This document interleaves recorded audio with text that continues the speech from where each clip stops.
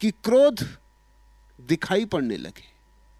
क्रोध चलता है इसीलिए कि हम मूर्छित हैं। क्रोध मूर्छा का ही अंग है। तुम्हें पता ही तब चलता है जब क्रोध आ भी चुका, जा भी चुका, उपद्रव हो भी चुका। पीट चुके पत्नी को, तोड़ चुके चीजें,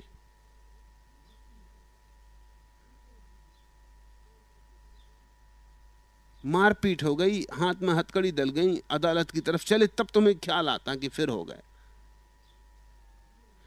जैसे जैसे होश बढ़ेगा तो पहले तुम्हें ख्याल आएगा, इतने बाद नहीं।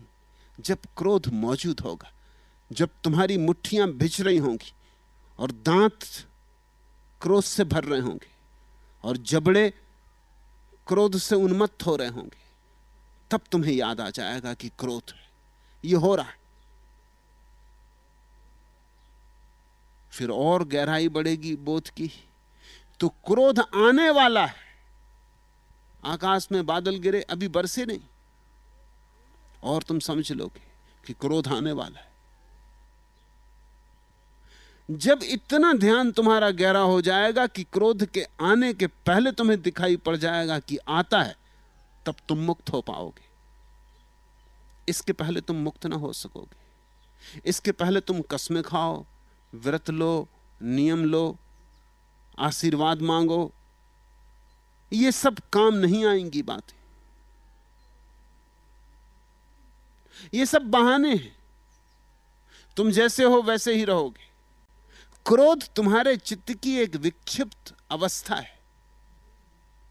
क्रोध में तुम क्षण भर के लिए पागल हो जाते हो, वो अस्थाई पागलपन है। इस पागलपन का कैसे त्याग करोगे? ये तुम्हारे भीतर से उठता है, और जब उठता है तब तुम होते कहां हो? तुम्हारे भीतर जब क्रोध उठे तो उसे देखो जैसे आकाश में उठते बादल को कोई देखता है। ना अच्छा न बुरा, न पक्ष न विपक्ष, सिर्फ पहचानो क्या है क्रोध, क्या है। धीरे धीरे क्रोध जब होगा तभी तुम्हारी आंख खुलेगी, और धीरे धीरे क्रोध के आने के पहले उसकी हल्की सरसराहट मालूम होगी और तुम्हारी आंख खुलेगी, और अंततः सरसराहट भी ना होगी। कोई दूसरा आदमी स्थिति पैदा करेगा, गाली देगा, अपमान करेगा।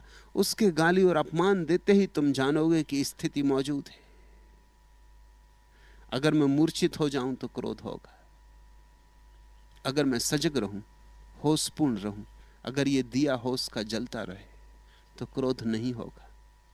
होश में क्रोध विसर्जित हो जाता है, जैसे प्रकाश में अंधेरा नहीं होता। आज इतना ही।